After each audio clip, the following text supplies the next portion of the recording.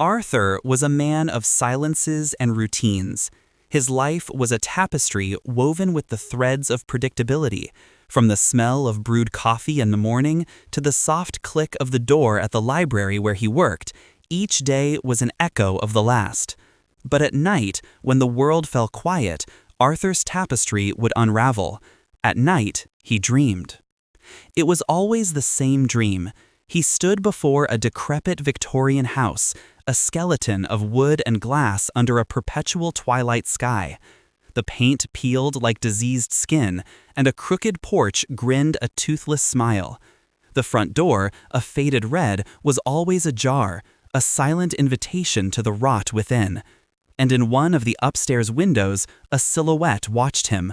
A faceless, motionless figure that seemed to pull him in, not with a gesture, but with the sheer weight of its presence. Every night, Arthur would take one more step. The first night, he just watched from the street. The second, he passed through the rusted gate.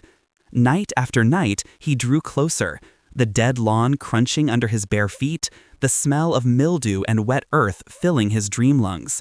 He would always wake up at the same instant, the moment his hand reached for the cold doorknob.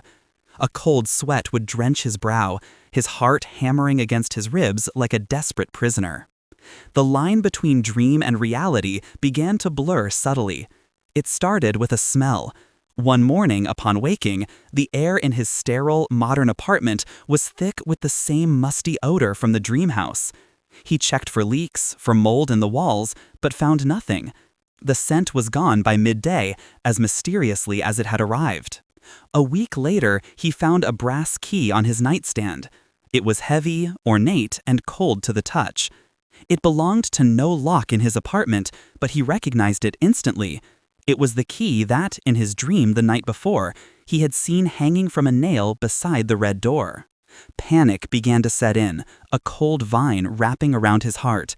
Arthur, a man of logic and facts, was adrift in an ocean of impossibility. He tried to stop sleeping, subsisting on caffeine and fear, but exhaustion always won. And every time he succumbed to sleep, he was back at the house, ever closer to the silent figure. The manifestations grew bolder. A scrap of faded floral wallpaper appeared on his rug. A creak that didn't belong to his building echoed in his hallway at night. He was losing his grip, or worse, his mind. In his desperation, Arthur delved into the dusty corners of his own library, seeking answers not in psychology texts, but in ancient tomes on folklore and the occult. He read of oniromancy, of dreamwalkers, and of entities that feed on nightmares. It was there he found the legend of the tulpa, or thought form, the idea that an entity could be born of intense concentration and psychic energy. Could that be it?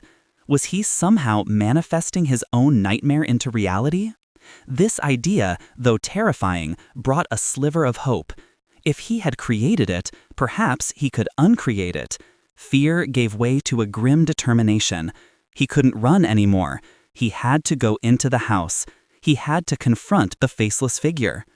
That night, he did not fight sleep. He welcomed it. The dream began as it always did. The purple sky, the skeletal house. But this time, Arthur didn't hesitate. He marched across the dead lawn, up the groaning steps, and with a trembling hand, he pushed open the red door. The inside was a labyrinth of shadows and dust. Furniture covered in white sheets looked like ghosts sitting in vigil. The air was heavy, still.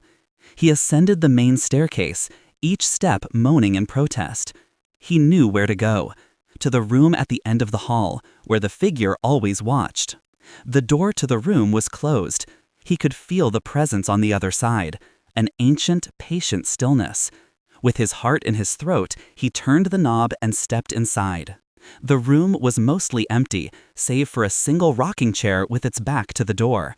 The figure was sitting there, motionless, the same dark silhouette.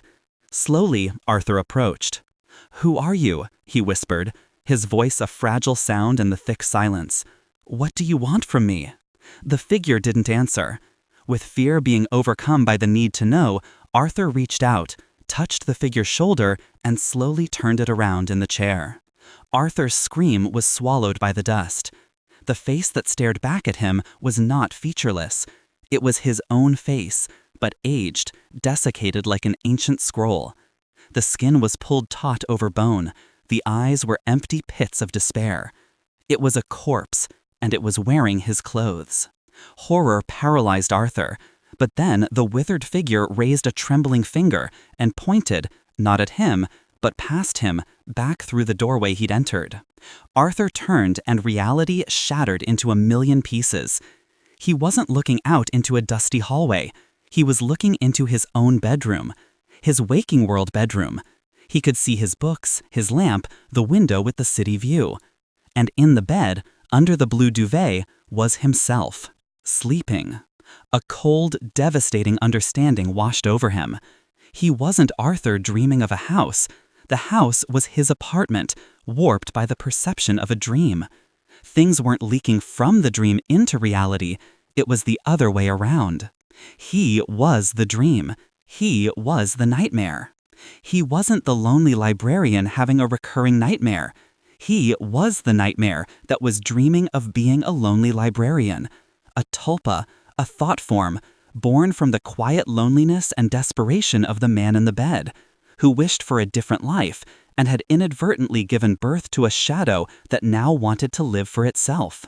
The figure in the chair, his withered self, was what remained of previous manifestations, dreams that had almost made it real, but had failed, withering on the threshold.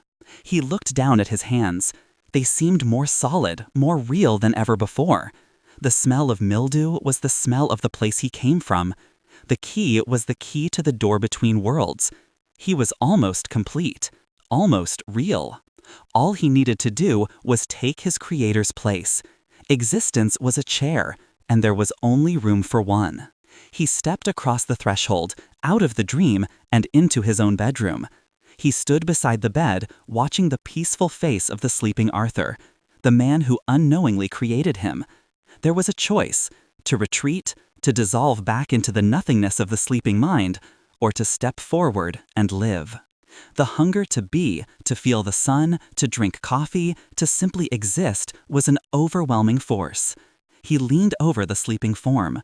There was no violence, no struggle. There was only a quiet merging, like a drop of ink into water, one consciousness aiding as another took its place.